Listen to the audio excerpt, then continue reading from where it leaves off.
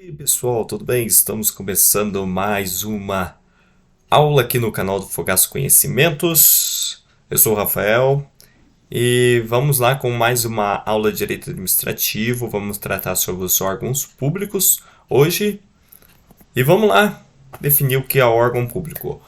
Órgão público, o que é? É um centro de competência sem personalidade jurídica imputada a uma pessoa jurídica. Ou seja, vai lá uma pessoa jurídica, pode ser a União, um Estado, e cria um órgão para delegar determinadas funções para esse órgão, porque ele não dá conta de tudo, né? E quer criar um órgão para delegar essas funções e deixar essas funções por conta desse órgão. E esse órgão vai atuar como se fosse a pessoa jurídica que estivesse atuando. Tá? Então, a União criou um órgão lá, por exemplo. Criou um órgão, né, para determinada função. Esse órgão vai agir com essas funções em nome da União. Então, qualquer dano que cause, qualquer dano que cause a terceiros decorrente dessas funções, quem vai responder por esses danos é a pessoa jurídica, tá? A qual ela está imputada. Então, as ações dele é como se o próprio ente o fizesse, tá? É como se o próprio Estado o fizesse. E também é criado por lei. Os órgãos são criados por lei. E podem integrar tanto a administração direta quanto a indireta, ou seja, a administração direta, secretarias, ministérios, tá? Enquanto na indireta temos no caso, a superintendência do INSS, tá? Temos o INSS, tá? E temos a superintendência do INSS, tá? E vamos lá tratar agora da teoria do órgão quanto à sua natureza. Ela pode ser subjetiva, objetiva, ou eclética ou mista, tá? Na seguinte questão, subjetiva. O órgão é o próprio agente. Só que tem os seus contras aí sobre essa teoria. Por quê? Se o órgão é o próprio agente, então se o agente sai do órgão, então o órgão já deixa de existir, porque o órgão é o próprio agente. Então, não é válida essa teoria. Outra teoria é objetiva, que o órgão é totalmente dependente do agente. Mas como ele vai ser totalmente dependente do agente, sendo que ele não consegue executar suas funções, não consegue exprimir a vontade estatal? E é por meio do agente que o agente realiza as ações, as funções, tá? Desse órgão. Então é outra teoria que também não é válida.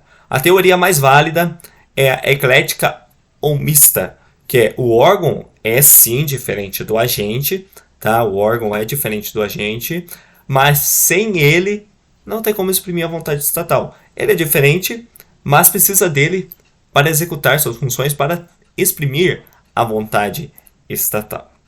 Essa é a teoria do órgão quanto à natureza, tá? Vamos à teoria sobre a relação do agente com o Estado. Tivemos tratando aí que na teoria subjetiva, né, que o órgão é o próprio agente. Agora vamos falar sobre o agente, então, sobre a relação do agente com o Estado. Temos a teoria do mandato. O agente é mandatário da pessoa jurídica, mas como se o Estado não tem vontade própria, pode outorgar um mandato. Essa é outra contradição. Agora, também temos a teoria da representação. No caso, o agente representa a pessoa jurídica como tutor ou curador. Mas se ele vai representar assim como tutor ou curador, então ele está tornando a pessoa jurídica incapaz. Pessoa jurídica incapaz. Então essa teoria também é inválida. Temos a teoria do órgão. A teoria do órgão, que é a mais aceita, que é aceita atualmente, foi criada na Alemanha por Otto von Dierck.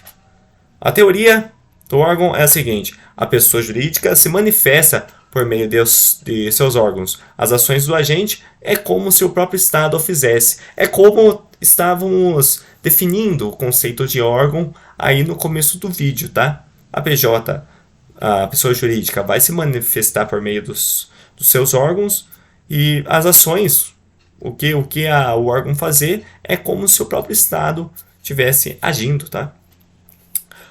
Por meio dessa teoria do órgão é que se define o agente de fato. O agente de fato, o que é o agente de fato? É alguém que é irregularmente investido no cargo, tá? A pessoa entrou por cargo, por autoridade competente, colocou essa pessoa para trabalhar lá. A pessoa não tinha os requisitos necessários para poder ingressar no cargo. No caso, ele prestou concurso, mas não tinha os requisitos necessários, tá, para entrar lá. E mesmo assim foi colocado lá. Mas como que os atos dele vão ser considerados válidos? Sendo que, então, se ele está ilegalmente colocado naquele cargo, então, pela lógica, seria que as ações dele não valeria, né? Nessa questão. Mas não. Sabe por quê? Por causa da teoria do órgão.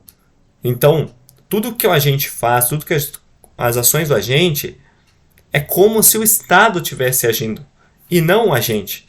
Por isso que o agente de fato é aceito.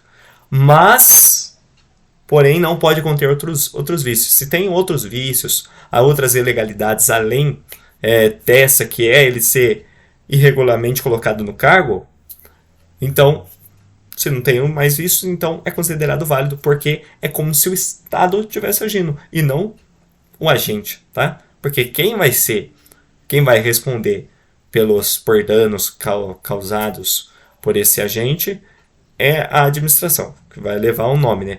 Mas logo, já a lógica pode ser feita uma ação de reversão aí, para poder ser levada ao agente a culpa, né? Considerado dolo ou culpa.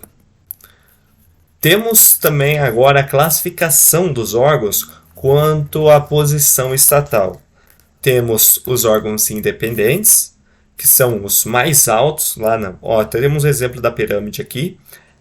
Temos os órgãos independentes, eles não têm qualquer subordinação, eles estão lá no topo, na cúpula, tá? Dos órgãos. Depois temos os órgãos autônomos, que são, no caso, as secretarias, os ministérios, tá?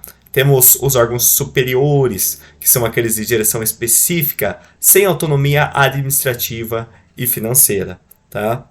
E temos os órgãos subalternos, que não têm qualquer independência, por exemplo, as portarias, tá? Temos a classificação quanto à estrutura.